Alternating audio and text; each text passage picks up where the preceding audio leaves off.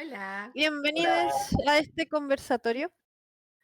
Eh, no sé cuántas personas nos están mirando, espero que sean muchas y que puedan aclarar algunas cuantas dudas aprovechando este tremendo panel que tenemos.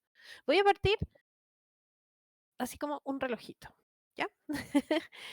Según yo lo veo. Entonces, a la primera que tengo que presentar es a Luna Monsalve, matrona, pero que también se ha especializado en estudios de género y que fue la primera que me dijo, sí, y yo quiero armar esto, y ya van a ver lo que nos trajo para este programa. Luego tenemos a Nahuel Antunes, Hola. psicólogo y gran amigo y parte de Ludocrónicas. Y por último a Carolina Soto Salazar, médica y parte de la red de mujeres. ¿Cómo es el nombre actual? ¿No? ¿A cuál te refieres?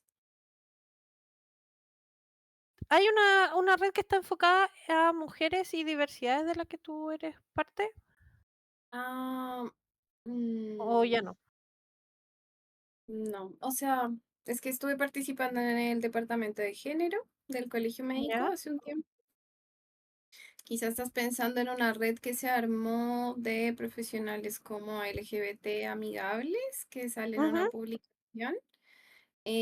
Pero fue como un catastro voluntario de personas Perfecto. que atendemos a personas de las diversidades y mujeres.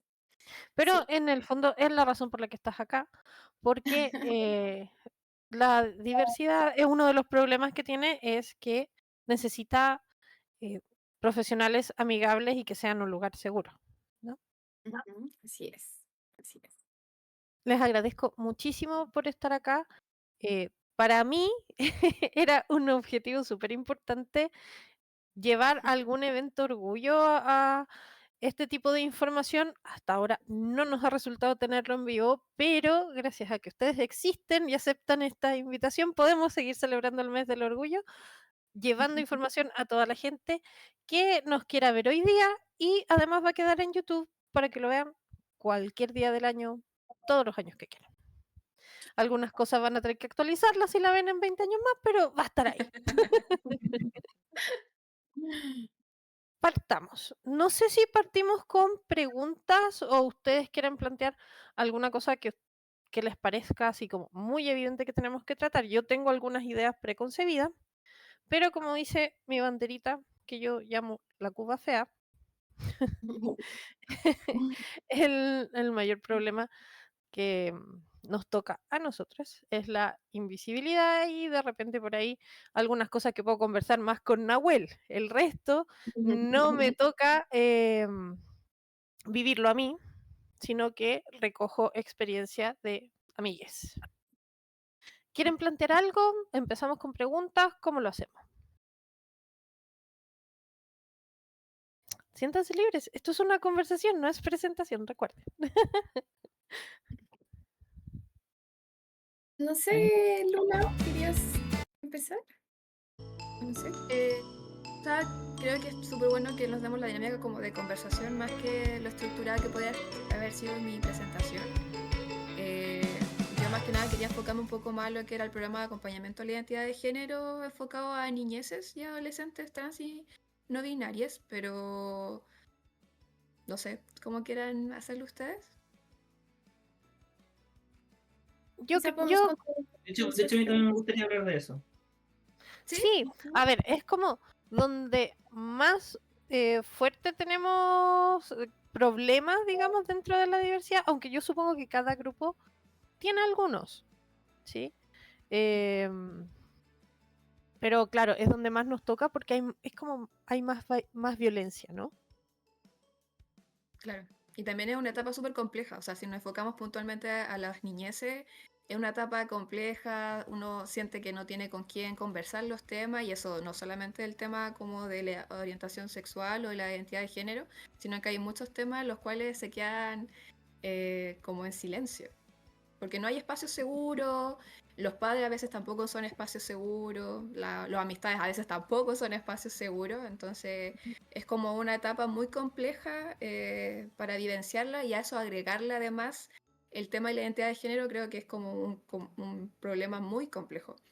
De hecho, muy, muy de cerca me llega eso porque conozco el caso de un niño de que su mamá no lo deja expresarse como niño, ya es adolescente y le sigue llamando por su nombre de niña, y eso es una tontería que está avalada por los gobiernos y las farmacéuticas y que, ¿se entiende?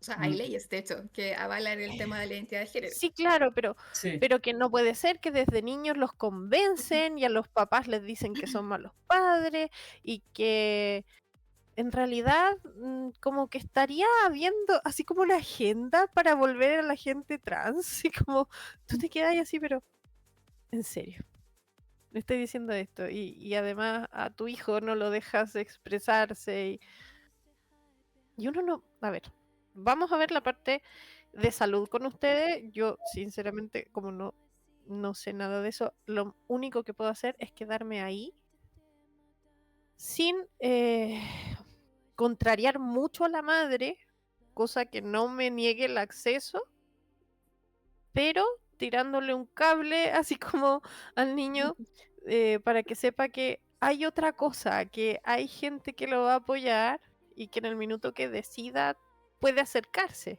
Ujú. No puedo hacer más, porque si no lo aísla de gente como yo también. De como, ujú. ¿cómo le damos así como alguna esperanza, alguna salida? Supongo que por lo que yo estoy planteando, primero vamos con Nahuel y después vamos en la parte ya más de salud física con Luni y con Carola. ¿Les parece? Me parece. ¿Qué hacemos en estos casos, Nahuel?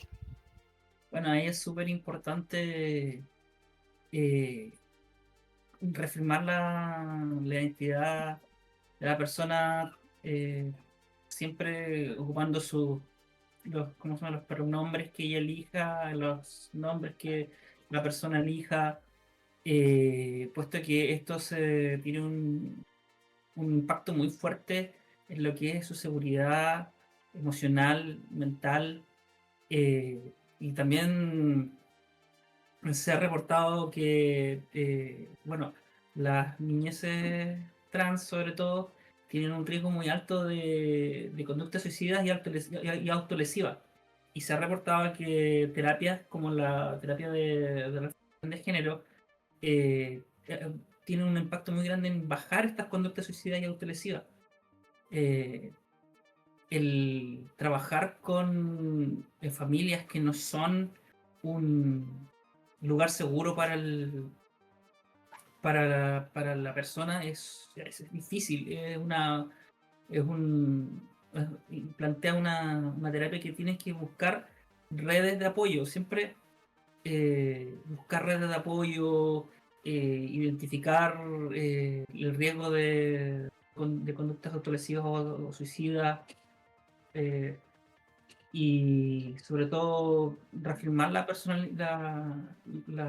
que la persona eligió, ya que eso hace que eh, esta persona se sienta más segura, pueda acceder a espacios donde sea afirmado, donde pueda sentirse que no está solo en lo que siente, que no, eh, que no es la única persona que siente esto, que hay más gente que lo puede apoyar, que pueden conformarse como su red de seguridad, como su red de apoyo. Ya, y después de todo, esto muchas veces puede terminar en que cuando estas conductas de parte de la familia se radicalizan, pueden terminar bueno, yo he visto casos donde las personas se van de la familia, o sea, se divorcian de su familia literalmente, porque ya no puede, porque ya su familia no es un lugar seguro, porque los rechazan, porque los hacen sentir como una persona, como que su forma de ser, su existencia es algo erróneo, cuando no es así. Entonces también toca entrar con no solamente con una terapia que tenga con la reafirmación de sus elecciones, sino también con una terapia que tenga que ver con eh, la contención emocional y saber que esta persona sepa identificar lo que siente y darle una cabida a lo que siente. ¿Y qué hacemos con un niño, un adolescente que sus padres no los llevan a médicos que puedan orientarlo en esto? ¿Qué les decimos? ¿Cómo pueden manejarse ellos? ¿O a qué edad pueden hacerlo? ¿Dónde pueden ir? ¿Qué derechos tienen? Bueno, ¿Cómo? en Chile hasta hace poco existía el programa Crecer con Orgullo. Ya, bueno, hasta donde yo entiendo, no sé si el programa sigue existiendo, porque tengo entendido de que se le retiró el financiamiento en el Congreso. Y eso hace que un programa que es súper beneficioso para los jóvenes se desaparezca. Pero todavía queda programa Espacio Amigable, que también se da mucho, existen muchos CEFAM de Chile, donde los jóvenes pueden recibir orientación en cuanto a su identidad sexual, en cuanto eh, a sus curiosidades, a lo que ellos eh, eh, ven como qué preguntas, qué cosas les llama la atención. Y de ahí puede ser, ¿cómo se llama? Una forma de echarle un cable, porque generalmente para estos programas no solamente se necesita derivación desde el médico del mismo CEFAM, muchas veces entran por derivación directa. Y Hasta en experiencia de Carola y de Luna, pero si es menor de edad, ¿qué pasa con esto? Bueno, yo sumándome a las palabras de Nahuel, exactamente los espacios amigables que son dirigidos netamente por matronas. Son programas que acceden, de hecho, son nexos que tiene atención primaria, es decir, los consultorios con ciertos establecimientos educacionales, en donde las matronas se presentan en los establecimientos educacionales y atienden niños desde los 9 años. Los espacios amigables están considerados de los 9 hasta los 19 años. Entonces abarcarían toda la parte como donde está más en cuestionamiento el tema de la identidad de género. Esa es por una parte y eso está establecido y va a seguir estando así eternamente probablemente. Y en cuanto al tema del programa de acompañamiento de identidad de género, efectivamente había dineros que iban a los establecimientos hospitalarios para poder dar respuesta a esta necesidad, pero mucho tiempo antes de que este programa hubiese sido aprobado, habían hospitales que funcionaban de manera autogestionada. Entonces, a pesar de que este recurso no esté de manera monetaria, los establecimientos que ya habían estado trabajando con Crece con Orgullo se han mantenido en el tiempo dando esta respuesta porque los equipos saben que es una necesidad y que no se va a cortar independiente de que el Estado no entregue el recurso. Entonces, en ese Y se lo sentido, agradecemos mucho. exacto, pero el Sí. tema es que obviamente los recursos son limitados, los establecimientos también tienen que ver las necesidades de otro tipo de requerimientos, no sé, oncológicos también es un tema súper fuerte y los hospitales siempre le dan mucha importancia, por ende obviamente los recursos se tienen que equiparar de la mejor manera, entonces a veces quizá la disponibilidad no es tanta, pero aún por lo menos existe. Yo quisiera añadir algo como un poco al contexto, obviamente sumándome a lo que han dicho, pero creo que cuando hablamos de niñeces, de personas jóvenes, adolescentes, también hay que remontarse a que el concepto de infancia es relativamente reciente, ¿no? O sea, este es un mundo que se ha creado alrededor de los adultos. ¿cierto? Y de hecho antes, a inicios del siglo XX, las niñeces lo eran hasta que podían trabajar, y eso era cuando eran muy chiquititos, ¿no? O sea, 5 o 6 años, un poco más. Entonces creo que el entender que el concepto de infancia es reciente y que ha tenido que declararse que los niños, niñas y adolescentes también son sujetos de derecho, que pueden tomar decisiones, que son conscientes, digamos, que tienen derecho a expresar lo que quieren, es algo que como sociedad todavía no incorporamos completamente. Entonces todo está muy alrededor de lo que los adultos alrededor creemos que los niños necesitan, creemos que o validamos o no lo que piensan. Entonces creo que eso es importante en general porque hay muchas cosas que como sociedad todavía no le proveemos a las personas que son menores de edad y que no acompañamos como sociedad durante el proceso y que en el fondo cuando se presentan estos casos es cuando se hace más evidente, pero es una falta en general. O sea, digamos, yo diría que antes de llegar a lo médico, antes de llegar al consultorio, ese niño, niña, niñe ya se ha relacionado con otras personas que sí la validan, como decía Nahuel también, están contribuyendo a su salud más allá de si en algún momento requiere o no una atención en salud, ¿sí?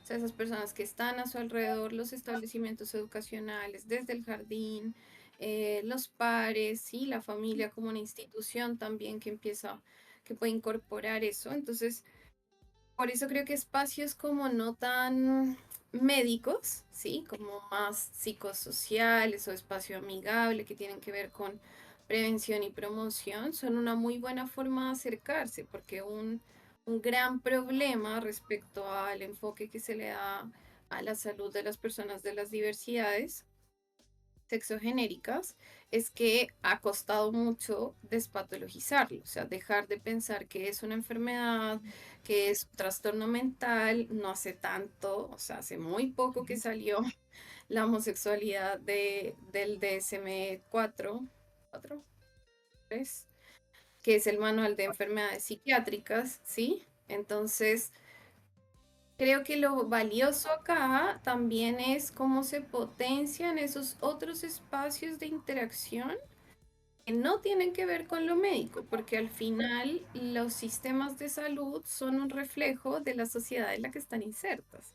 Entonces, Muy cierto. esos prejuicios, esos estereotipos, esos como esas limitaciones en el acceso se ven más evidentemente en salud, pero por eso también hay circulares que regulan, por ejemplo, a los establecimientos educacionales, a otras instituciones del Estado, para que sea un esfuerzo conjunto de visibilizar eso, ¿no? Como de respetar esa identidad. Y creo que ahí todavía hay harto que hacer.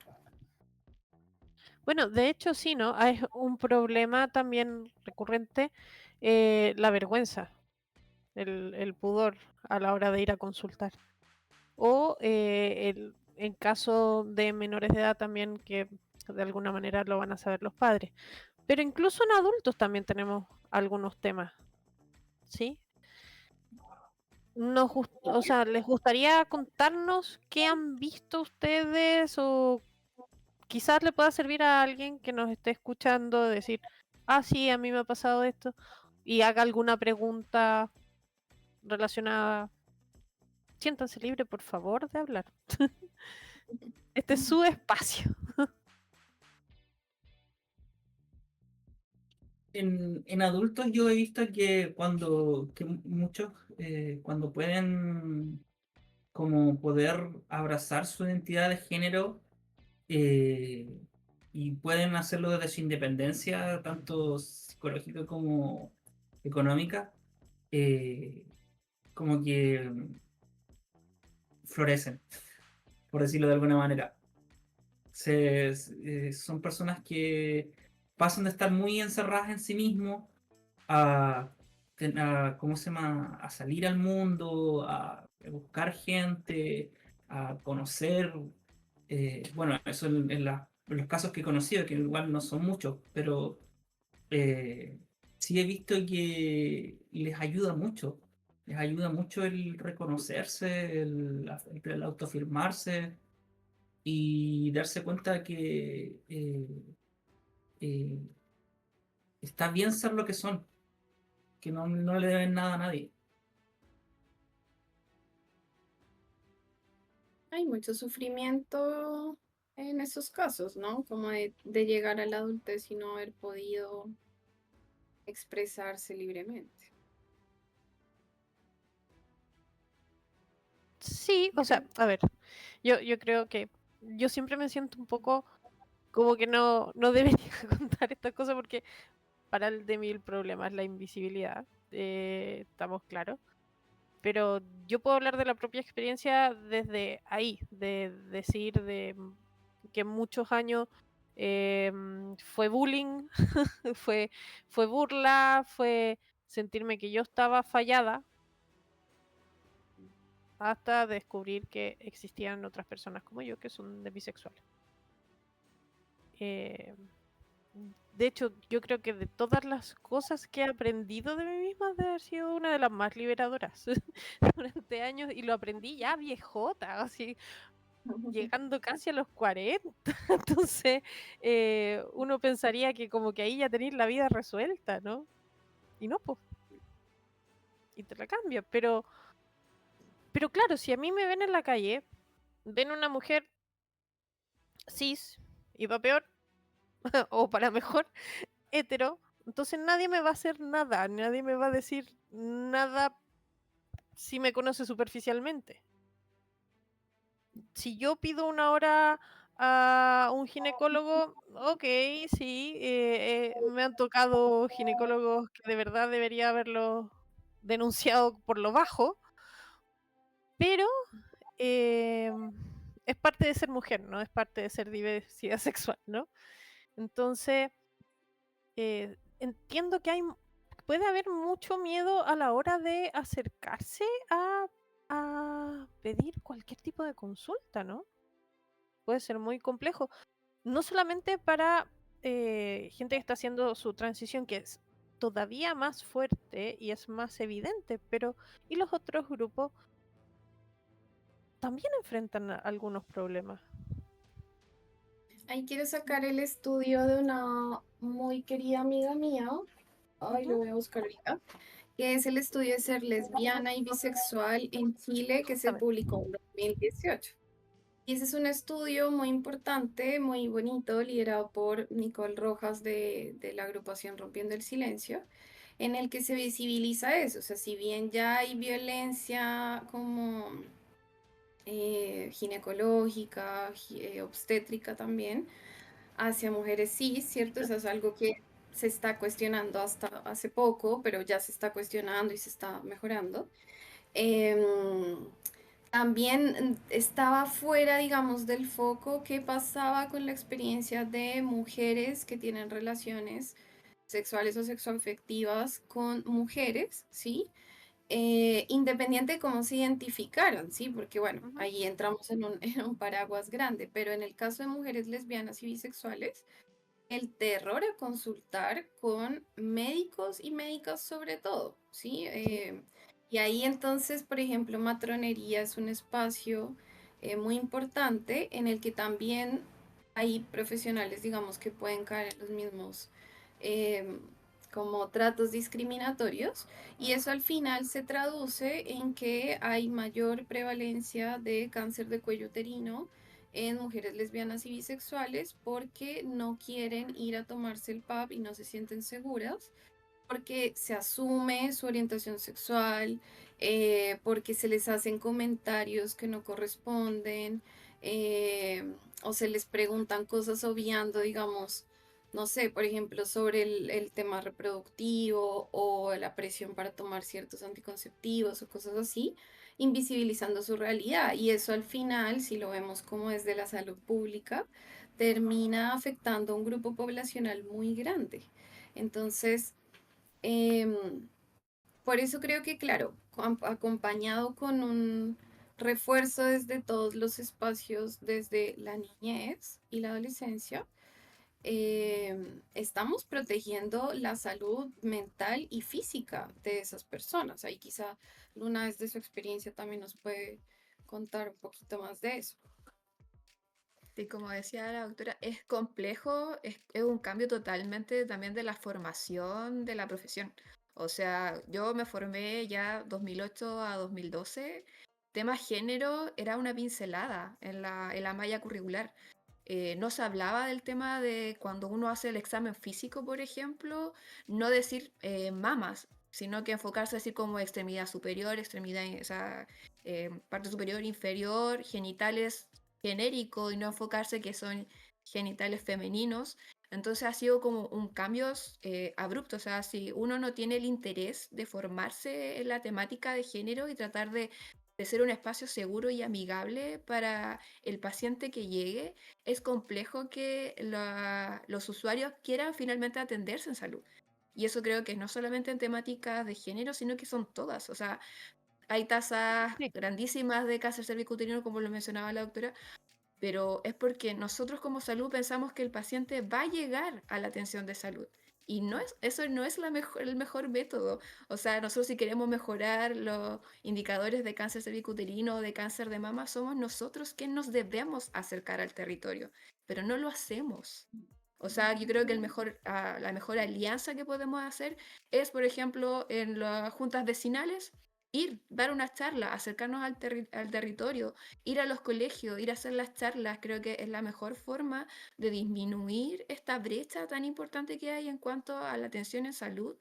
Y también, obviamente, puntualizar estos temas de género que, insisto, creo que los colegios también hay personas de la vieja escuela que tampoco lo visibilizan. Entonces tampoco se generan estos espacios seguros y finalmente las niñeces se relacionan con sus pares.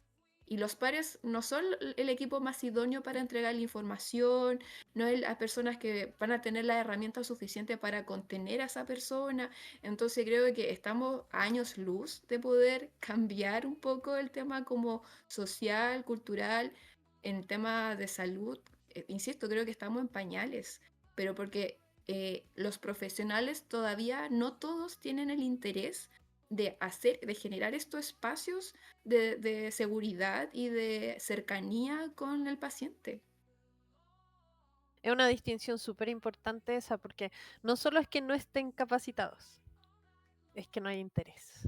Es que no hay interés. Como te digo, a nosotros no nos obligan a formarnos en género. O sea, quien se forma es quien está interesado en la temática y quiere que su prestación sea la más adecuada para quien sea que se acerque a golpear la puerta.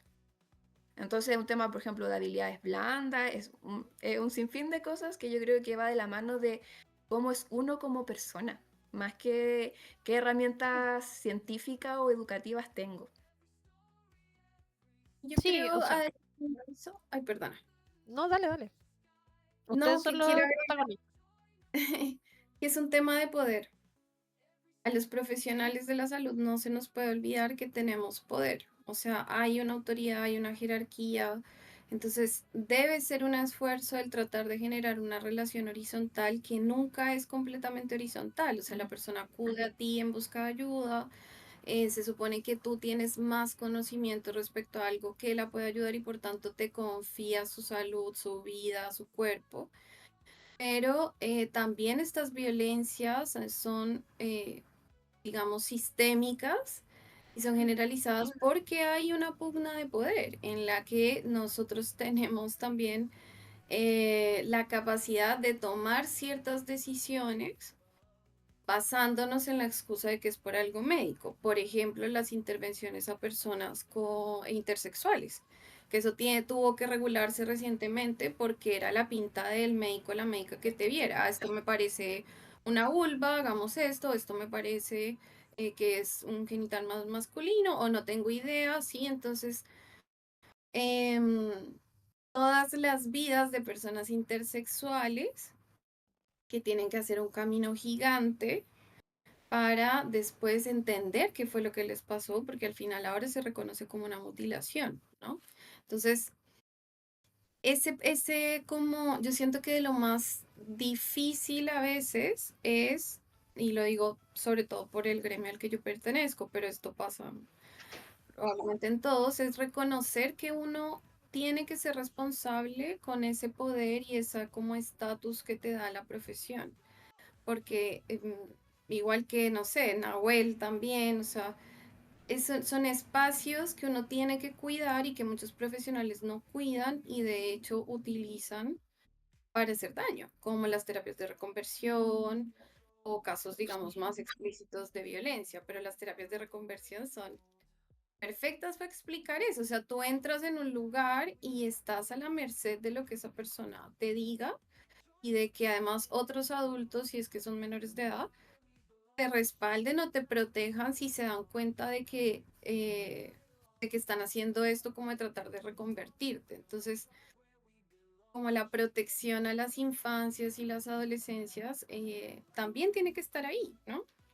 ¿Podemos hablar un poquito de qué se trata estas terapias de reconversión? A mí me ha tocado escuchar y leer varios casos al respecto, pero puede que alguien que esté viendo este programa o lo vaya a ver a futuro no sepa lo que son. ¿Podemos contar un poco? Si quieren se turnan o sacamos un papelito así como castigado porque es un tema desagradable, no lo sé. Sí. Bueno, terapia de reconversión también hubo, primero, es que si nos remontamos históricamente, las primeras terapias de reconversión fue la Inquisición durante la Edad Media.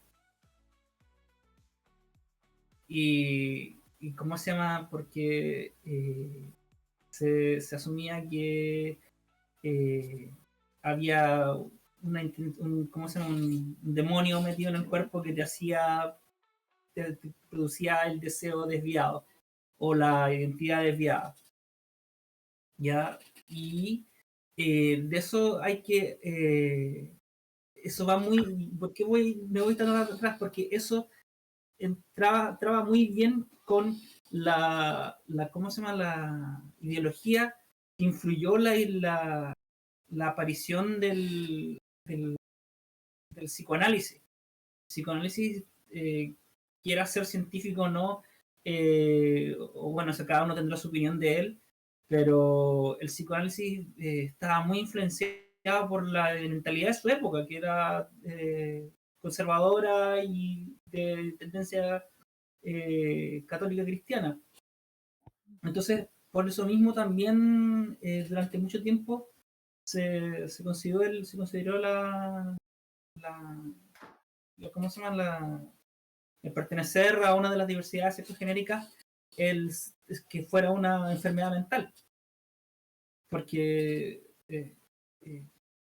no podía ser que no te identificaras con el sexo y el género que se supone que tenías asignado al nacer solamente biológicamente venir equipado con cierto tipo de genitales. ¿Y el día de Entonces, hoy en qué consisten?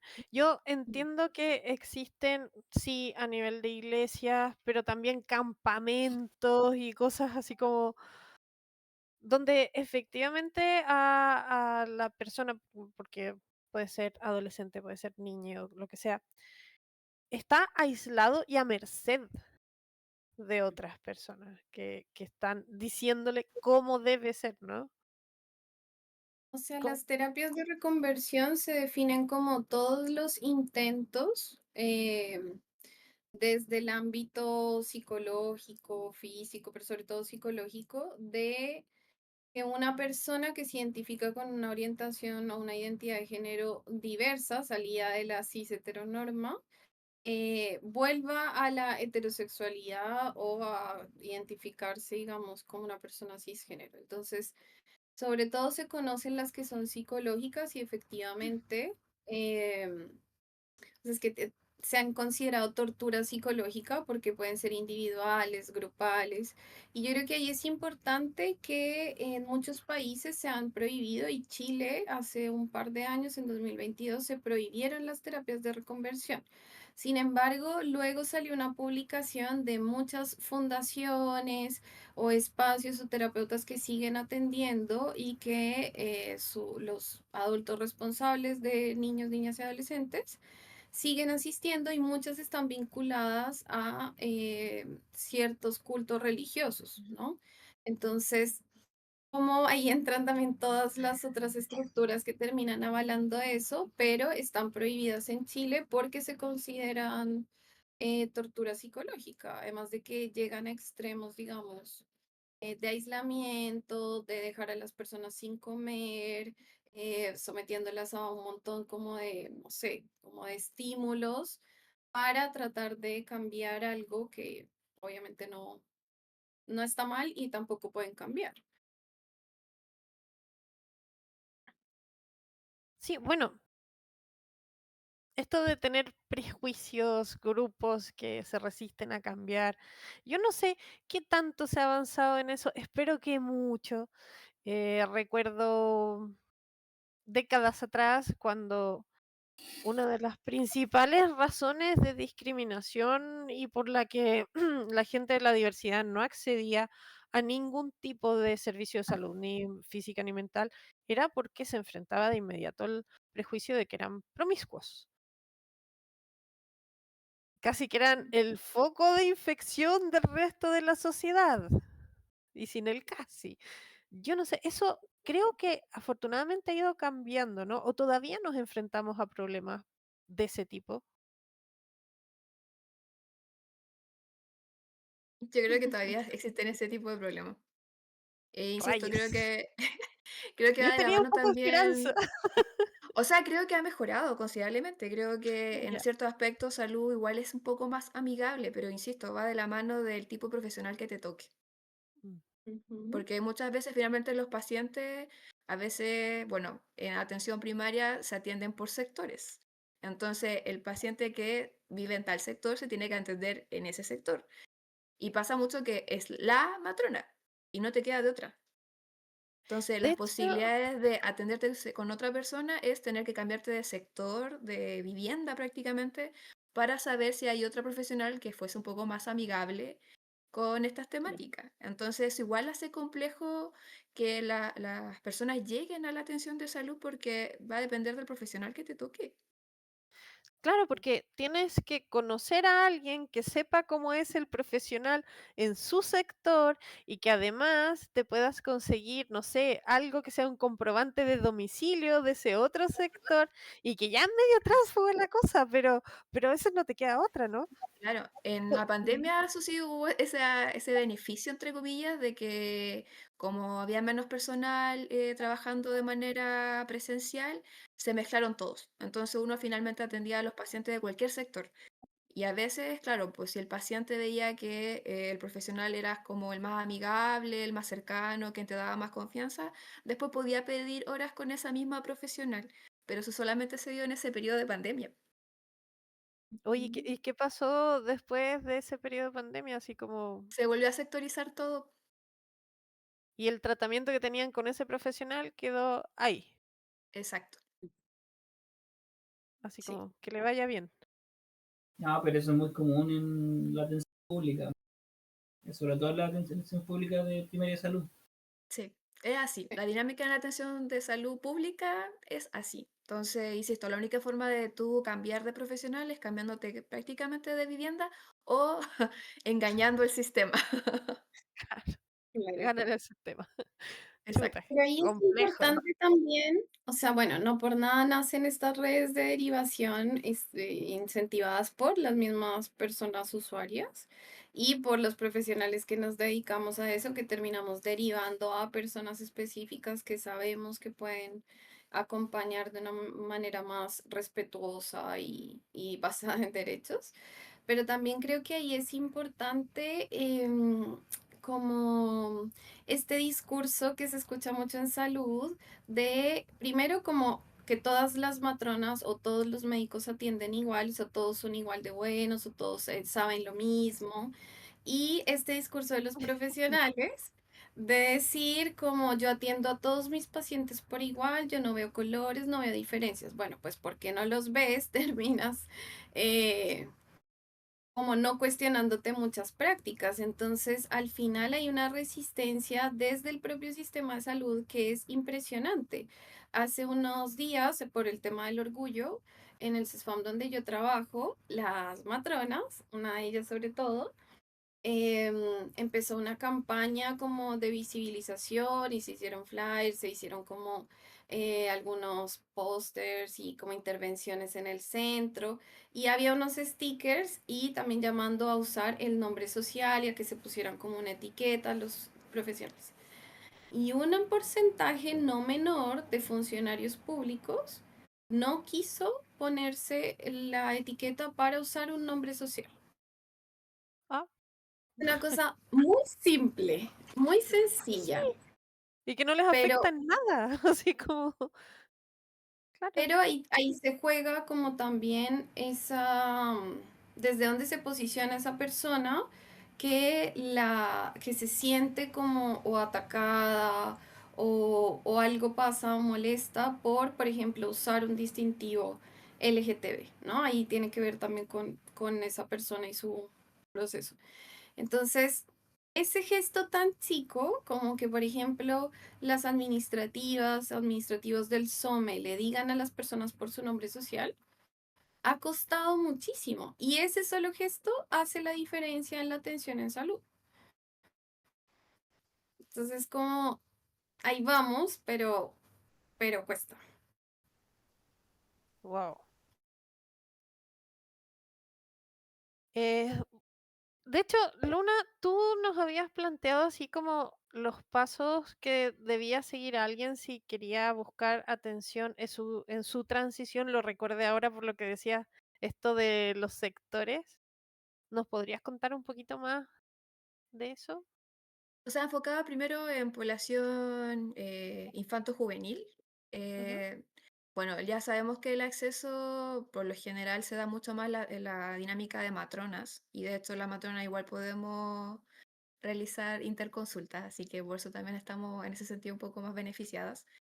Entonces, por lo general, que siempre la apertura suele ser la matrona, ya sea en el control de los espacios amigables, se puede detectar esta temática como de la problemática de la identidad de género. Entonces, ese sería como el acceso número uno en las niñeces para poder Yo, acceder.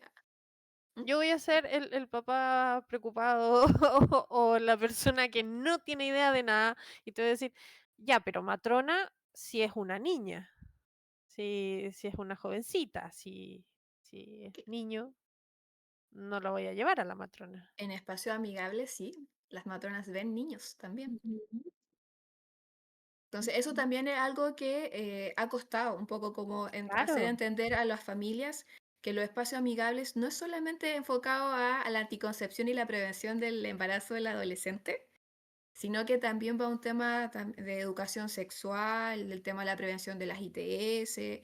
Entonces, se ha intentado en el fondo educar a la población y a sus padres, obviamente, si nos enfocamos solamente en el paciente, en este caso las niñeces, y educar a los padres. Por eso igual es súper importante la información que se entrega en los centros de salud. Por ejemplo, en los diarios murales, en el televisor que está en el CESFAM, entregar la información que esté actualizada de que, por ejemplo, la matrona, qué tipo de pacientes atiende, mujeres, 9 hasta 60, 70 años, a la edad que quieran ir, de hecho, y los niños también pueden atenderse con la matrona. Entonces De ahí hecho, son quienes falta, hacen el seguimiento, ¿cómo? ¿Cómo? ¿cierto?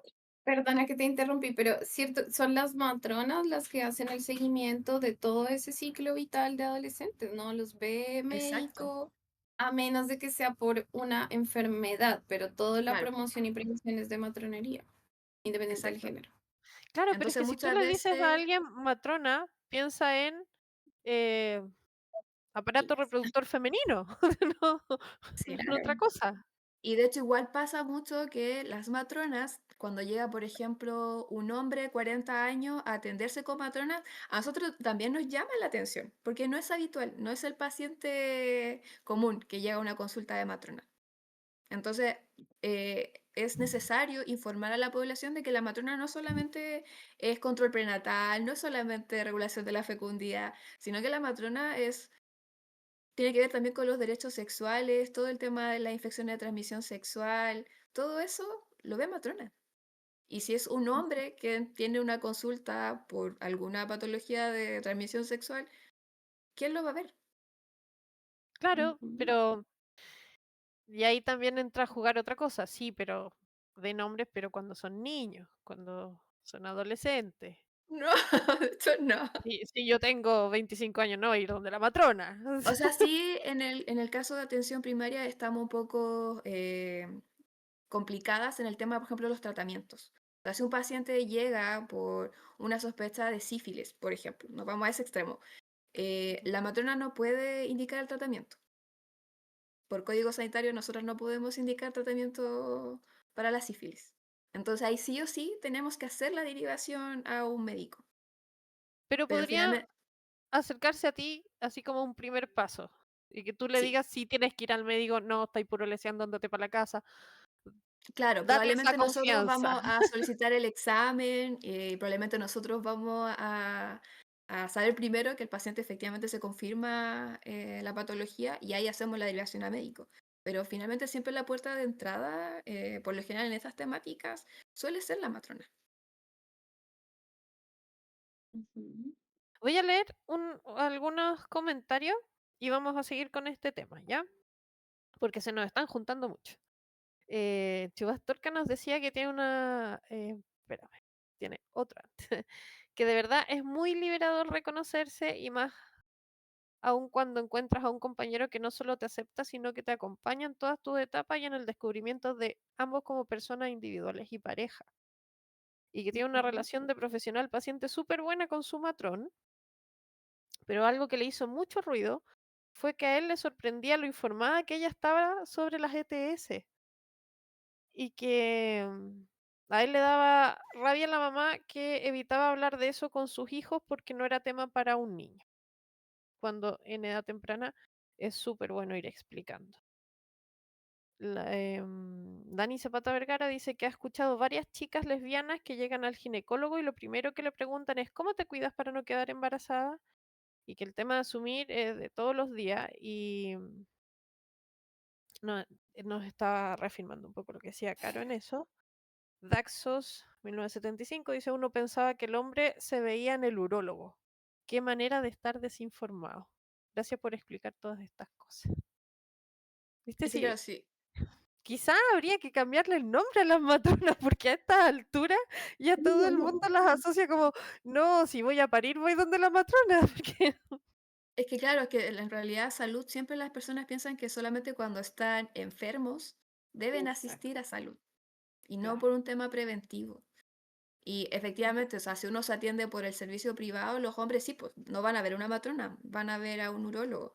Pero en el servicio público, que es donde la mayoría de la gente se atiende, la más cercano para poder detectar el tema, por ejemplo, de las enfermedades de transmisión sexual, es la matrona. Probablemente bien, hasta la persona del SOME le va a decir, ¿cómo? ¿Hora con la matrona?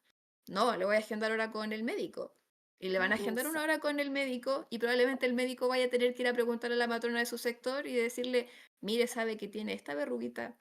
¿Qué cree usted que es? Y eso pasa. claro. Sí, Y en el sistema privado, ¿no sirve que pida ver a una matrona? Sirve, puede hacerlo y de hecho hay muchas matronas que actualmente atienden con sus consultas particulares, pero no, creo que los hombres puntualmente les complica ir a una matrona. Sí, absolutamente de acuerdo, pero ya que aquí nos están diciendo, oh, qué manera de estar desinformado, informémosles. Si por eso tenemos Claro, este de toda programa. la temática, por lo menos del tema como de derechos sexuales, infecciones de transmisión sexual, yo creo que la matrona es la profesional idónea para informar a la población, sea masculina o femenina. Por supuesto, porque además lo primero que pensamos, no sé, las mujeres, o pensábamos hace años atrás, en estas mismas materias es el ginecólogo. Así es. Entonces está súper bueno Que acá informemos que es, no, la matrona es donde primero tienes que ir. Es que Y por ella te eso va a digo, derivar. Solo Dime. quería agregar que matronería no es una Ujú. carrera profesional que esté en todos los no, países. Por tanto, muchos países como Colombia, que es donde yo nací, también tienen un enfoque más biomédico y más de atención a cuando ya hay una enfermedad. Y lo valioso también, desde mi perspectiva de la matronería, es que se basa en la prevención y la promoción, ¿sí? Y por eso es esa puerta de entrada, es ese seguimiento. Los médicos y médicas debemos también conocer cómo el tratamiento de estas patologías, pero el acercamiento es distinto. Y también lo es para quien busca la atención. Es diferente ir al médico o médica, que muy pocas veces lo haces de manera preventiva, a ir a una profesional que además si estás en la atención primaria te ha acompañado, que es lo ideal, ¿no? En la atención primaria te ha acompañado en todo el proceso vital, entonces te conoce mucho más allá de una afección puntual. Y son quienes también te pueden orientar respecto a tu propio autoconocimiento. Está la ficha CLAP, es para adolescentes en el que se evalúan muchas dimensiones, o sea, la matrona mucho más allá, o la matronería mucho más allá de solamente salud sexual y reproductiva, ¿no? Entendiendo la sexualidad también como todas las otras dimensiones que intervienen y como quienes pesquisan muchas veces también síntomas como más de salud mental. Sí, que eso también es un link que es importante. Muchas veces llegan por matronería, porque son ellas quienes conocen a sus usuarios y se van dando cuenta de que de pronto hay algo que está impactando más el área de la salud mental y nadie más se da cuenta. De sí, hecho, por sí, eso, ¿no? Sí, dale. es que por eso siempre la mirada como integral del paciente es fundamental. Y obviamente el equipo que trabaje de manera integral también es fundamental. O sea, como decía la doctora, pasa mucho de que es la matrona, bueno, nosotros control prenatal, aplicar pauta de riesgo psicosocial, o sea, eso está ahí, pero plasmadísimo. Si nosotros no tenemos una buena red y no tenemos un buen manejo del paciente y no hacemos la derivación oportuna, podríamos tener muchos casos de depresión postparto, por ejemplo, o depresión en el embarazo, que no se detectasen. Y obviamente la importancia que también se le da en salud, que esa paciente sea pesquisada, también es fundamental.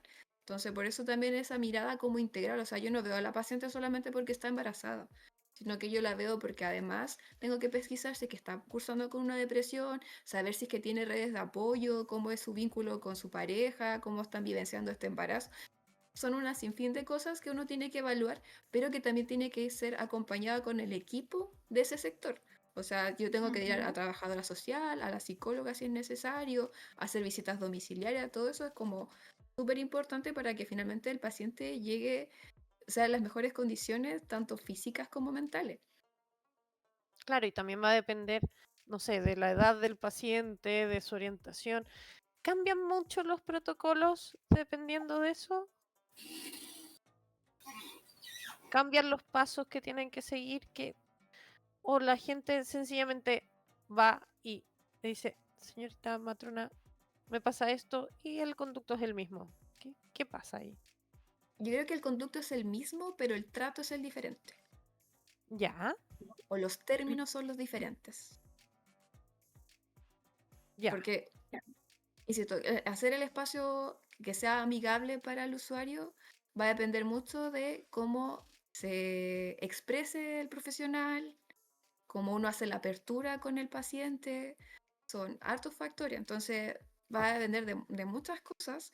El protocolo es el mismo, probablemente el flujograma va a ser exactamente igual, pero la forma en la cual uno se exprese yo creo que es fundamental y uno tiene que adecuarse del tipo de paciente que llega. Ujú. ¿y Sí. qué hay de los Igual un médicos? poco. Sí, sí, dime. Ah, ibas a hablar de los médicos. No, di nomás. ¿Qué hay de los médicos con los que terminas derivando a esos pacientes después? ¿Cómo es el trato, no sé, en estos casos de personas que son no binarias, que son transexuales o que son intersexuales? ¿Cómo es el trato del médico después? ¿A quién se deriva? Porque yo he escuchado casos bien terribles de eso. Entonces, me gustaría un poco, quizás no ver la parte terrible, porque esto no se trata de morbo, o si ustedes quieren encontrar algún caso especial que merezca la pena conocer, está bien, pero algo que ayude a orientar al paciente, que sepa, ya, yo fui al matrón o la matrona y me dijeron esto. Lo que sigue es lo que debería hacer, es lo normal, estoy siendo bien orientado, no. ¿Qué pasa ahí? Bueno, yo quería igual como rescatar que si bien la medicina, eh, como el ejercicio médico per se, tiene muchas cosas que hay que reevaluar y tiene un historial, digamos, violento respecto a la atención de los pacientes. También hay muchos médicos y médicas que estamos cambiando, también aportando a que cambie eso, ¿no? O sea, así como en matronería, en psicología, o sea, hay nuevas generaciones de profesionales que también han estado como em, luchando, ¿cierto? Para que estos espacios sean más incluyentes, más respetuosos, un modelo más integral, en el que otros profesionales también cumplen un rol muy importante. Entonces, si bien hay mucho por trabajar, también hay gente que hace un trabajo muy, muy bueno. Y en especial, o sea, lo digo porque a veces uno se queda como también con este monstruo como del médico y yo diría que si bien hay unos sujetos que definitivamente han cometido delitos incluso, también somos muchos los profesionales que tratamos de ofrecer una atención lo mejor posible. Respecto a tu pregunta, yo creo que depende de por qué llega al médico o médica, ¿no? Pero por ejemplo, si es en el caso yo me dedico más a salud mental. Entonces, digamos que en eso es en lo que tengo más experiencia recientemente, porque en el fondo sí es algo más como físico. Si la matrona lo pesquisa y lo deriva a tratamiento médico por la razón que sea, está que ese médico o médica dé el tratamiento y haga un seguimiento si es necesario, o el seguimiento lo haga matronería, y que si es algo que requiere especialidad, lo derive a un especialista, que puede ser ginecología, urología o lo que corresponda. Y ahí efectivamente en personas que son parte de la comunidad LGBTQIA+, el trato es muy importante, porque en el fondo el protocolo debe ser el mismo, ¿sí? O sea, tienen derecho o deben tener derecho a los mismos procedimientos, a pedirle los exámenes que corresponda, que parece muy obvio, pero no siempre se hace. Se hacen menos exámenes, por ejemplo, diagnósticos en mujeres que en hombres. Se invisibiliza más el malestar en, no sé, personas trans, por ejemplo, que en personas cis. Entonces, tienen que tener derecho a todo lo que corresponda para diagnosticar adecuadamente una enfermedad, por ejemplo, y a la atención especializada. Pero creo que ahí lo que hace la diferencia es también cómo tratas a la persona, pero también la información que le entregas. Y vuelvo y digo, aunque parezca muy obvio, las personas no conocen cómo funciona la red, no saben que tienen derecho a acceder a estas prestaciones, que el sistema público tiene el deber de garantizarlas. Em, por ejemplo, se me ocurre cáncer de mama en personas trans o no binarias. El cáncer de mama es una patología que está cubierta por el Estado y no depende del género de la persona.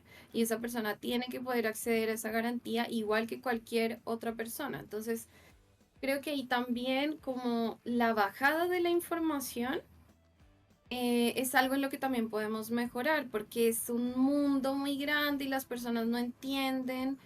Y de hecho yo creo que, bueno, a mí todavía hay cosas que de la red son tan complejas y tienen como tantas patitas que uno siempre tiene que estarlo repasando, entonces todavía más para un usuario. Y en personas, o sea, por ejemplo, en menores de edad que quieran recibir atención dirigida porque están en un proceso como de transición, además del acompañamiento de matronería, lo que pasa, y creo que también es como cómo los servicios y cómo los profesionales nos vamos adaptando para acompañar, dado que no siempre están garantizados esos recursos, es que, por ejemplo, en mi caso, me llegan muchas personas, niñes y jóvenes, sobre todo, que quieren iniciar un proceso de transición, sea, o sea, digamos, no solamente estamos hablando de transición hormonal, ¿no? Sino todo el acompañamiento en ese proceso y que quieren acceder, por ejemplo, a los politrans que correspondan a su red. Y nosotros lo que hemos hecho es que si de matronería lo pesquisan, lo mandan a salud mental, porque no todos los profesionales médicos em, hacen la derivación como corresponde.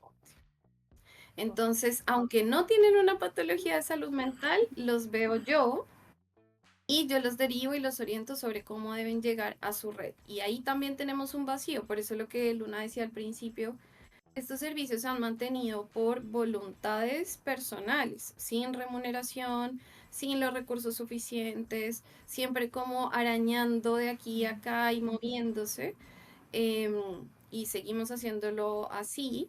Entonces, hemos tenido también que buscar como caminos para que las personas puedan llegar a recibir atención y el programa al que acceden en el hospital em, es un programa de acompañamiento psicosocial, no de hormonización, ¿sí? No es como que los médicos ni vamos a empezar hormonización en el consultorio, ni los vamos a enviar a hormonizarse, ni vamos, ni debemos como informar inadecuadamente, ¿sí? A mí me ha pasado últimamente que a raíz de todas estas campañas de desinformación y del uso también inadecuado, por ejemplo, lo que hizo un programa de televisión que no solo desinformaba, mentía y además utilizó la identidad de niñas y adolescentes, mal utilizó.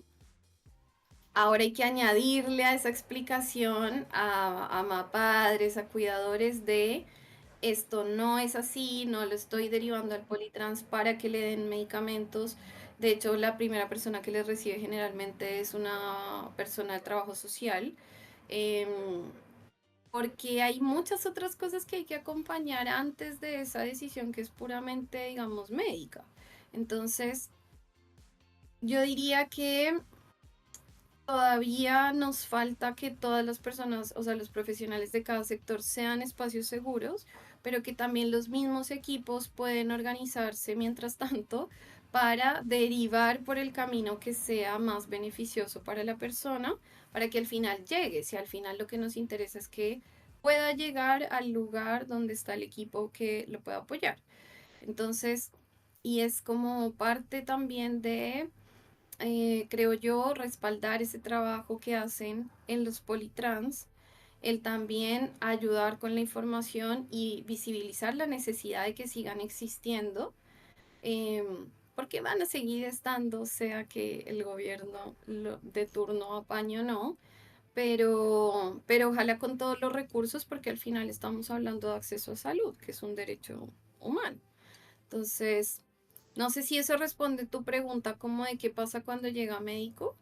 Em, eso. Y Sí, bueno, y el apoyo a los psicólogos, súper importante también. y bueno, después les voy a pedir algunos datitos a cada uno, pero me gustaría terminar enlazándolo con la parte de Nahuel, porque, bueno, yo hace un ratito atrás les dije que yo, siendo mujer heterosis, sufrí violencia por parte de un ginecólogo, y ya grandota, sí, bastante grande, yo diciendo, no, si yo ya tengo personalidad, ya pongo límites, y salí de ahí aterrada, incapaz de reclamar nada, ni siquiera lo denuncié porque salí tan mal que después dejé pasar un tiempo y ya tenía bloqueado un montón de cosas, tenía bloqueado el nombre, entonces, ¿qué denuncia iba a poner? Y como, quizá un poco castigándome a mí misma, no tengo idea.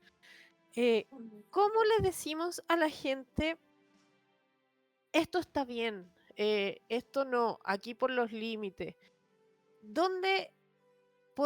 ¿Cómo podrían identificar esto está yendo un poco raro? O estos son los derechos que tú tienes, o pregunta tal cosa. ¿Cómo podemos orientar un poquito en esa parte a los pacientes? Bueno, ahí siempre hay que partir eh, por informar a los pacientes de sus derechos. O sea, eh, igual la ley establece derechos y deberes en cuanto a las prestaciones de salud y los canales por los cuales reclamar, ¿ya? Pero también es súper importante que las personas sepan que su cuerpo es de su propiedad y sobre lo cual ellos ponen los límites, ¿ya? Y que cualquier cosa que atente sobre la comodidad que ellos o la sensación de pertenencia de su propio cuerpo es algo sobre lo cual hay que llamar la atención y hay que decir no, ya, porque los límites son más que cosas que les decimos a otros que no hagan, son cosas que nosotros vamos a hacer si el otro nos transgrede. O sea, decir, si alguien llega a, no sé, a manosearme de una manera que yo no quiero, yo retirarme del lugar o decirle que no lo vuelva a hacer. Pero esos son los límites. Lo que yo voy a hacer en caso de que transgreda lo que yo había como dictado, como hasta aquí llega hasta aquí llega el acceso a mi cuerpo. Porque el acceso al cuerpo también tiene que ver con una cuestión de consentimiento, ¿ya? Que cuando uno está, sobre todo en la salud, en el área de la salud, uno da cierto consentimiento tácito a que la persona, a que el profesional acceda a tu cuerpo para, no sé, hacerte ciertas revisiones, como cuando te ocultan con el fonendo y cosas así, pero son cosas que tácitamente estamos aceptando, donde realmente tendríamos que empezar a cuestionarnos qué es lo que estamos aceptando realmente. A qué cosas sí voy a decir que sí y a cosas que sí decir que no. Y sobre todo, eh, eh, eh,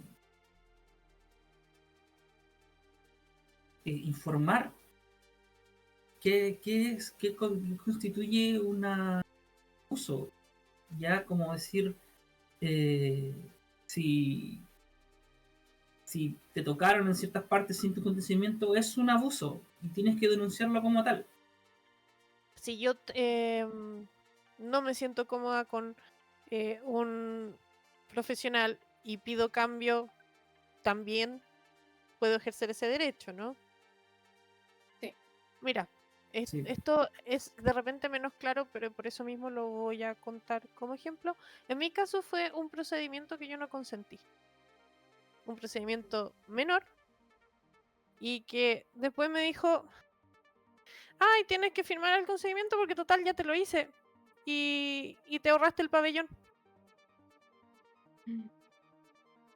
Terrible. Yo salí tan en shock de eso, porque además fue doloroso, que firmé y me fui. Porque lo único que quería era salir de ahí. Lamento Claro, yo... mucho eso. No, Sí, está bien. también. Sí. Entonces, de repente uno no se imagina esas situaciones y no está preparado para eso. Si me lo hacen a mí, ya viejota, mujer heterosis, yo me imagino que las personas que están en, no sé, por decirlo de alguna manera, en un grupo más complejo dentro de la diversidad, se deben ver enfrentadas a ese tipo de situaciones y quizás hasta peores, y que van a estar en la misma situación que yo, que, pucha, porque ya, si alguien te toqueteó, es como un poco obvio porque desde chico te han dicho que nadie te toque. Pero si te toca una situación así como al límite, en que te dicen, no, si ya no tenéis otra opción que firmar, Ujú. ¿cómo les decimos, chicas? Chiques, estos son sus derechos, chiques, por esto patalén, chiques, vayan y diríjense a esta parte, a este profesional, al psicólogo, a la matrona, a la dirección, hagan esto. Me Yo gustaría ahí un poco que empoderemos a la gente de la diversidad, que siento que son los más maltratados. Estamos todos re maltratados, pero eh, al margen de que hay gente muy valiosa como ustedes. Por favor, sí, hay profesionales muy valiosos y que están haciendo la diferencia. Pero los que no caen en buenas manos como ustedes, digámosle, hagan esto, sean conscientes de esto otro, démosles más herramientas. Esa es la invitación, si podemos hacerlo. quizá, sí, yo creo que quizá podemos ser más como concretos y a mí Ujú. me gustaría empezar por volver al tema del poder.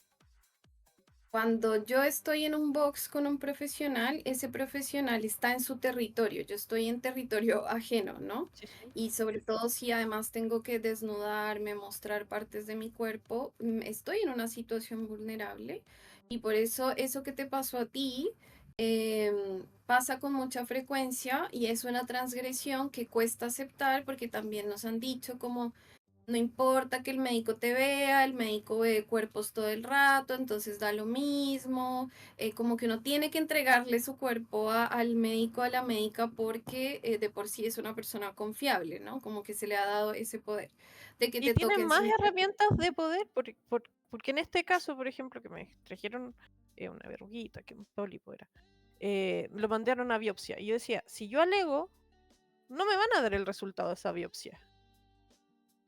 Claro, Que a lo mejor claro. eran rollos míos, me los tendrían que haber dado igual. Pero, pero en ese minuto era el temor que yo tenía. Claro, entonces yo creo que ahí hay que pensar que la relación con un profesional de salud, si bien hay una simetría como que está latente, ¿cierto?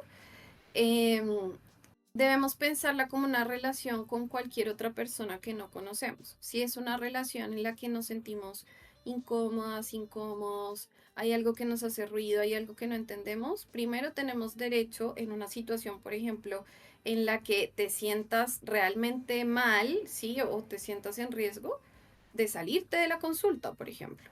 ¿Ya? O sea, hay que hacerle caso al cuerpo. Si yo estoy en una consulta médica, en una consulta de matronería, tengo derecho a terminar la atención si me siento incómoda. Tengo derecho a levantarme e irme. ¿Ya? Eso es algo súper importante porque como que uno también se siente como atrapado, o sea, ¿cómo me voy a ir? ¿Cómo voy a No, tienes derecho a decirle al profesional que no quieres continuar e irte. Y en eso, en mi formación, nunca nos enseñaron que uno le preguntara al paciente, perdón, ¿puedo hacer esto? Mira, voy a hacer tal cosa. Y eso ahora es una norma, es algo que tenemos que hacer. O sea, no debe tocarte ningún profesional de salud sin tu consentimiento. De ninguna manera, ni la mano, ni el brazo, ni no. O sea, siempre tiene que ser consentido. Y si es en un examen físico, tú debes autorizar cada procedimiento desde lo más básico, como auscultarte, por ejemplo, que es en el pecho, hasta hacerte un examen ginecológico o urológico más profundo. Y si en algún momento te sientes incómodo, incómodo, incómodo, tienes derecho a decirle al profesional que no quieres continuar y terminar la atención, por ejemplo, o decirle que eso pasa mucho. Es uno, por ejemplo, va a la ginecóloga o al ginecólogo y se asume que se quiere hacer el PAP. No, a veces no se quiere hacer el PAP, no quiere que lo revisen tanto, no va por algo puntual o quiere resolver una duda. Entonces, no todas las atenciones, sobre todo en salud sexual y reproductiva, deben implicar un examen físico tan profundo, ¿sí?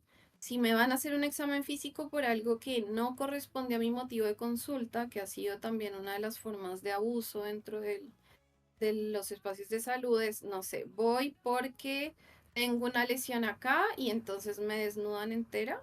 Eso debe hacerme ruido y no debo permitirlo, ¿sí? O me resfrié, me dolía la garganta y me sacan toda la polera, no, no era necesario, ¿sí? Como yo invitaría a las personas a que sigan su intuición. Si hay algo que no me gusta o me hace ruido y me siento en peligro, tengo derecho a terminar. Y por último, para darle también como obviamente la palabra a los demás, es en todo procedimiento en menores de edad, si se va a hacer un procedimiento, debe haber otra persona, un adulto responsable acompañando, pero en mayores de edad también tenemos derecho, por ejemplo, si el ginecólogo me va a hacer una ecografía transvaginal, yo tengo derecho a pedir que entre una enfermera o que entre cualquier otra persona que me acompañe para no estar sola con ese profesional. Si el profesional se niega, está vulnerando un derecho y ya eso para mí sería suficiente para no dejarme hacer nada. Pero tenemos derecho a entrar acompañados y sobre todo en procedimientos que son más invasivos y siempre deben informarte qué te van a hacer, por qué te van a hacer eso y el consentimiento se firma antes.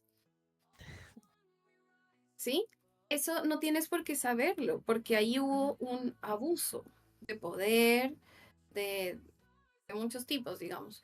Pero es como, por eso mi invitación es a pensarlo como cualquier otra relación. O sea, si yo me encuentro con alguien en la calle y esa persona me quiere sacar un lunar acá y yo no quiero que me lo saque, pues no tengo por qué permitir que esa persona lo haga, así sea experta en lo que sea experta. Entonces, siempre saber que uno no pierde sus derechos ni quedan supeditados al deseo del profesional o la profesional, ¿sí? Y que uno tiene también, o sea, en casos graves, si uno ya fue víctima de un abuso o de algún tipo de violencia, salir y pedir ayuda a la gente del mismo consultorio. Y si estás con alguien, denunciarlo.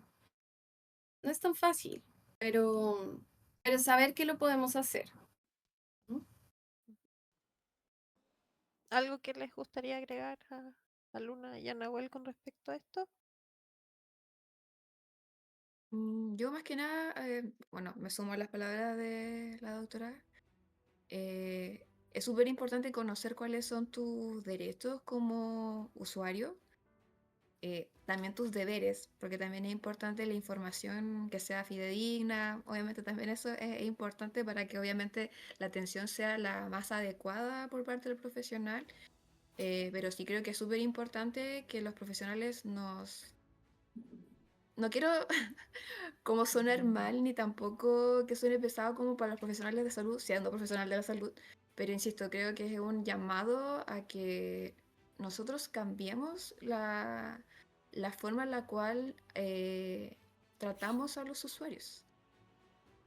O sea, desde el tema de que llegó el paciente a la consulta y uno ni siquiera fue capaz de levantar la cabeza del escritorio porque no me ha pasado a mí como yo funcionaria, sino que me ha pasado desde la mirada de mi abuela cuando va al consultorio, se atiende con el médico y el médico ni siquiera levanta la cabeza del escritorio. Creo que es súper importante desde la llegada del paciente al box. Como dijo la doctora, nosotros estamos en nuestro terreno, son ellos que vienen a nuestro espacio y tenemos que generar que ese espacio sea de seguridad. Y eso creo que parte desde el tema de saludar, el levantar la cabeza, mirar a los ojos. Creo que son cosas que son pequeñas, pero que realmente harían el cambio en cuanto a cómo nos ven los usuarios. Creo que es súper importante. Entonces creo que son cosas pequeñas, pero que realmente harían un cambio. Nahuel, ¿algún consejo? Tú ya nos diste hartos consejos en realidad, pero si quieres como cerrar con unas últimas palabras, porque No, yo creo que ya vamos a llegar a las conclusiones y a darle sus redes a las personas que nos están escuchando por si quieren seguirlos, por si quieren contratar diferentes servicios o ir a buscarlos, ser sus fans, ponerle su nombre a sus guaguas, no sé, lo que quieran.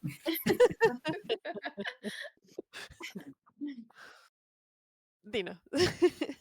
Por no, favor, y por yo creo que repetir lo que dijeron las colegas, que es importante conocer los derechos, conocer tus deberes y también saber dónde hacer las respectivas denuncias, sobre todo en lo que es el sector público eh, y también el sector privado, que creo que son las mismas secretarías ministeriales regionales. Muy bien. ¿Algo con lo que quieran cerrar o pasamos a contarles en qué están cada uno, dónde los pueden seguir? ¿Ya cerramos?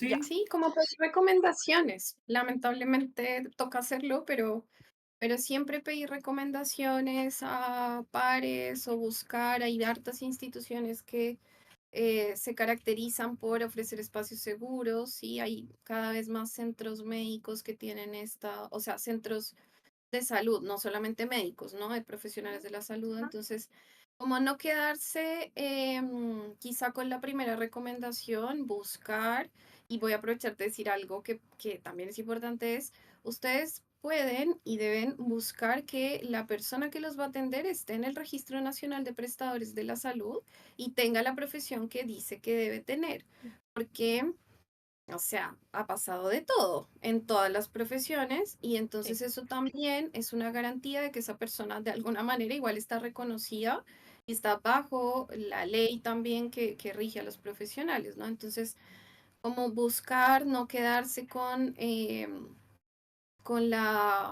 con la primera impresión de pronto. Y si no se sienten seguros, seguro que hay otras personas que sí les pueden atender mejor. Entonces, tener esos recursos a mano. Cada vez son más conocidos también dentro de la misma comunidad. Claro, también está mucho esto de que si llega una persona con mucho sobrepeso, no la atienden lo que está pidiendo porque lo primero, no, es que usted tiene que bajar de peso y no la atienden más. Eso Sí, también podría hacerlo sentir incómodo y buscar otro profesional, ¿no? sí, sí. Mejor, por favor. ¿Dónde te puede encontrar la gente? ¿Dónde puede encontrar este catastro que hicieron de atención y de lugares seguros? Que te sigan, que no te sigan, que sigan alguna página. ¿Qué les recomendamos, Caro? Bueno, el catastro del que hablamos lo hizo Burdas, que es un medio de comunicación feminista, junto con el Departamento de Género del Colegio Médico hace varios años. Entonces yo creería que de pronto no está tan actualizado, pero si lo buscan, quizá te puedo mandar el link como el catastro. Ahí aparecen muchos profesionales de diferentes centros. Em, entonces yo creo que esa es una buena opción.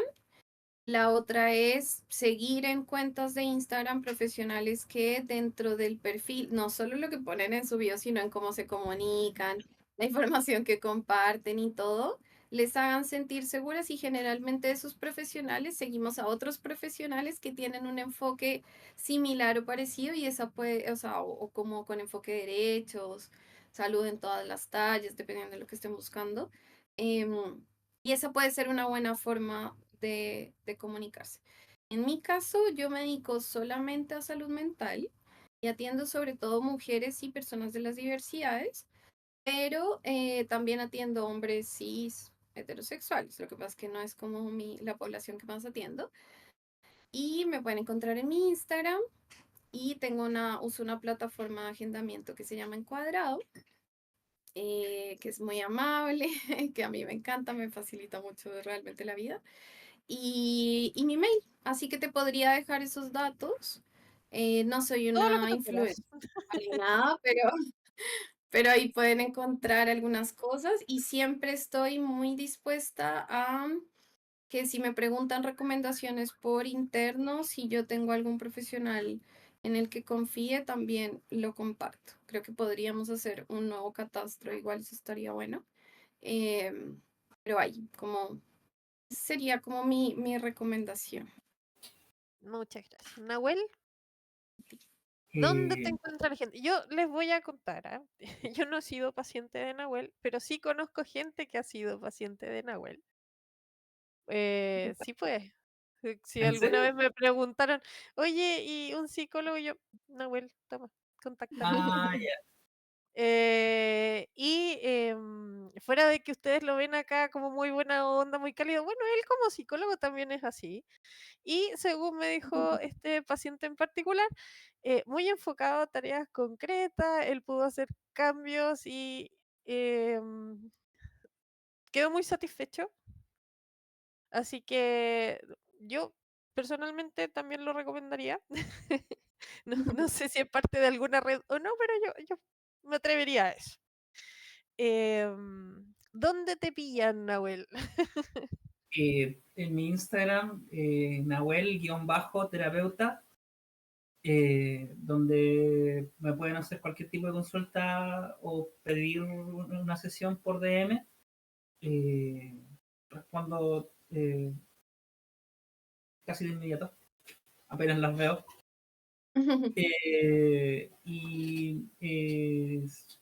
Solamente decir que uso terapia de eficacia emocional, que está enfocada a, ¿cómo se llama?, a que las personas se relacionen de mejor manera con sus emociones, así de esa manera van solucionando todos los que son los síntomas de malestares psicológicos. Y está recomendada para muchos tipos de malestares en general.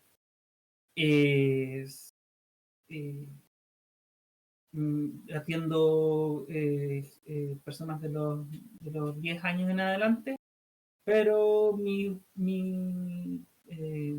también atiendo sobre todo mujeres y de gente de la diversidad. Y en este momento estoy atendiendo más jóvenes y adolescentes, pero en sí atiendo de 10 años en adelante. O sea, de hecho, la persona que yo conozco que fue tu paciente tiene incluso hartos años más que yo y es hombre. Así que sí, atiende todo tipo de personas. Online mucho, ¿no? Sí, online, todo online. Claro, Sí, yo porque también. también, ya. Pero yo pensaba que tú estabas más enfocada en el CEFAM, pero qué bueno saber que tenemos otra doctora online. ¿Por qué? Porque Santiago no es Chile, chiques. Así que pueden, de donde sea que nos estén viendo, incluso fuera del país, aquí tienen ya un par de profesionales. Y nuestra querida Luni. Yo la conocí por algo, nada que ver. Nada que Para ver. mí es la Así es. repostera kawaii. Así Nuestra es. reportera oficial de Ludocrónica. Así es. Cuéntanos un poco, Sí, Luna. matrona Lo que profesional. hiciste como matrona y lo que estás haciendo ahora, porque para que te sigan en lo que estás haciendo Muy ahora, bien. que vale mucho la pena, muy recomendado. Bueno, sí, matrona profesión. Yo diría como 12 años ejerciendo la profesión de matrona. Lo he hecho prácticamente todo de la matronería, atención primaria, una CES, la parte administrativa de servicio de salud, así que desde ese punto de vista más formal creo que no podría estar. Pero ahora dedicada a otro rubro totalmente diferente, dedicada 100% a la repostería, que es mi pasión, mi pasión, repostera I love. Así que, bueno, pedido de todo tipo, vegano, sin gluten, sin azúcar, para todos los gustos. Así que está en mis redes sociales, Luni Bakery, que, bueno, Luni-Bakery. Ahí me pueden escribir. Como digo, hacemos pedidos de todo tipo. Nos enfocamos que sea algo personalizado, así que estamos muy sujetos a eso. Y para consejos de matronería también estoy abierta, así que si también tienen dudas de cualquier cosa que tenga que ver del índole de matronería, también puedo dar respuesta. Probablemente no con una agenda online, porque de hecho no me estoy dedicando a eso, pero nunca está de más informar a la población. Y la verdad es que siempre que me preguntan algo de matronería, aunque no esté ejerciendo en ese rubro, a mí me encanta ayudar, así que adelante. Así que también me pueden escribir al mismo Luni Bakery. Me Kender28 nos encanta. dice que va a quedar en el Discord de Ludocrónicas toda la información de contacto de ustedes que nos den, ¿ya? Igual lo vamos a poner acá cuando pasemos este programa a YouTube, va a quedar puesto para que también los puedan ubicar. Y Daxos dice que son tan ricos los dulces sin azúcar de Luna que son maravillosos. Así, todo, todo con guión. Gracias. Es un muy buen dato. Es Eh, tremendo dato, Caro, Es un muy porque buen tiene muy dato. buena mano No y me de lo repente, esperaba. Confirmo, eh, ¿cierto? confirmo, muy rico. Somos todos clientes de ellas. Así es. Me encanta, me encanta. Sí, Así hacemos que bueno, entrega en metros, pueden venir a buscarlo acá a la casa o podemos coordinar algún lugar, así que todos los que quieran probar las manos de esta matrona que ya no se dedica a la matronería, pero que trata de dar felicidad por otra vía. Me encanta, perfecto. Muy ya, buen. vamos a cerrar el programa. nuevamente agradecerles por la buena disposición, por su tiempo. Nos pasamos de 1 hora, Caro, y ahí aperraste, te mantuviste. Yo sé que el tutito es sagrado, así que más lo agradezco. Pucha, y ojalá que a la gente que nos vio les haya servido, y si no, que se contacten con ustedes, conmigo, ¿no? Porque yo no tengo idea. Pero con ustedes, y que sigan viendo los otros programas que tengamos. Muchísimas Muchas gracias gracias. a ti. Y a y todos. buenas noches. Buenas noches, que estén muy bien. Que Nos estén vemos, muy gracias, bien. cuídense. Chao. Chao. Igual.